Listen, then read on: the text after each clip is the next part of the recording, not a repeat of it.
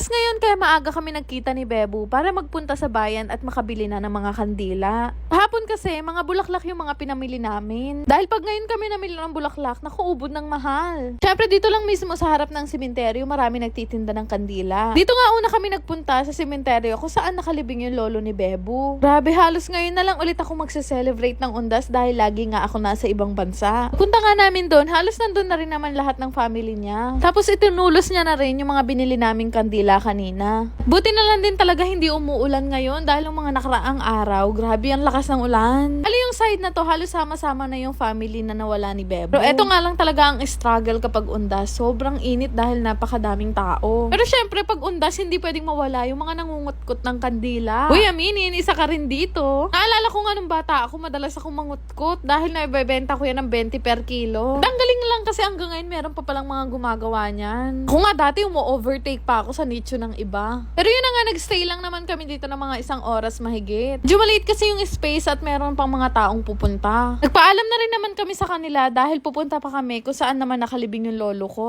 Medyo malayo-layo pa kasi yun. Kaya man nung makauwi kami dito sa Apalit, pinalitan na lang muna namin yung gagamiting naming sasakyan dahil panigurado traffic sa pupuntahan namin. Tayo na nga mga 20 minutes siguro yung biyahe mula sa amin hanggang sa sementeryo. Taon-taon nga laging ganito dito dahil may mga nanghihingi ng tulong para sa mission nila. Napaka-traffic talaga dito sa lugar na to. Kaya naman naghanap na lang kami ng pay parking. Puno nga ako nakarating dito at nagulat nga ako kasi kumpleto na sila nanay. Siyempre pagdating ko, tinulusan ko na agad ng kandila si lolo ko. Dito kasi nakalibing si lolo ko sa Musni Cemetery. Napakaraming talaga nakalibing dito kaya napakadaming tao at sanay na kami sa ganitong setup tuwing undas. Pero alam nyo, tuwing undas na excite din talaga ako. Dahil dito sa amin, parang reunion kapag undas, nagpupuntahan talaga buong pamilya. Tuwa nga ako dito sa pinsan ko, ang ganda ng OOTD niya para siyang CEO ng Brilliant. Nakakatuwa talaga kasi nagpupuntahan yung mga lola ko na madalang lang din talaga magkasama-sama. Tuwang-tuwa nga ako dito sa lola ko, Diyos ko, nakasitro. Sabi ko nga sa kanya, ba't niya pinakaganda, baka maligawan siya. Shoutout ko na din yung mga taong nakakilala sa akin dito. Dito nga sa amin kapag undas, hindi talaga pwedeng mawala itong butong pakwan. Pero kahit anong bukas ko talaga, hindi ko kaya tong kainin. Mga alas 3 na nga siguro to, at ngayon yung oras nakasagsagan ng init. Kaya naman kahit saan ka lumingon, may namamaypay. Subukan nga namin maglibot dito at sa paglilibot naman namin, natuwa naman ako kasi ang dami palang nakakakilala dito sa akin. Ang iba nakakatuwa talaga ng sobra dahil kabisado nila lahat ng vlogs ko. Padilim ng padilim, padami ng padami yung mga taong dumarating. Siyempre hindi kumpleto ang undas kapag hindi ka namili ng mga pailaw. Nakasabay ko nga bumili, kakilala din pala nila ako. Balik na nga sana kami, nagulat ako dito sa mga bata na to, nagsisigaw sila. Kaya ngayon pala, nagsasorry na ako sa mga dumadaan kasi nag-cause talaga kami ng traffic. Pero thank you sa inyo dahil na-appreciate ko kayong lahat. Padilim na nga, buti na lang talaga may dalang emergency light tong si Bebu. Si lola ko nga parang sasabak sa street dance sa pailaw niya sa ulo. Dito sa side ng family namin, nag-i-stay talaga kami simula umaga hanggang gabi. Dahil alam niyo na, madalang lang at isang beses lang talaga sineselebrate ang undas. Kaya naman kanya-kanya talaga kami dala ng pagkain at dito na kami nagsisikain. Pero syempre kanya-kanyan diskarte lang yan kung saan kayo kakain. Kayo ba? Ganito rin ba kayo tuwing undas? Ito nga tito ko, nakuha pa talaga mag-magic. Di pa kasi kami makauwi dahil meron pa kaming hinihintay na isa kong tita. 5 oras na kasi siyang on the way, hanggang ngayon wala pa rin. Pero buti na lang maya-maya dumating na siya.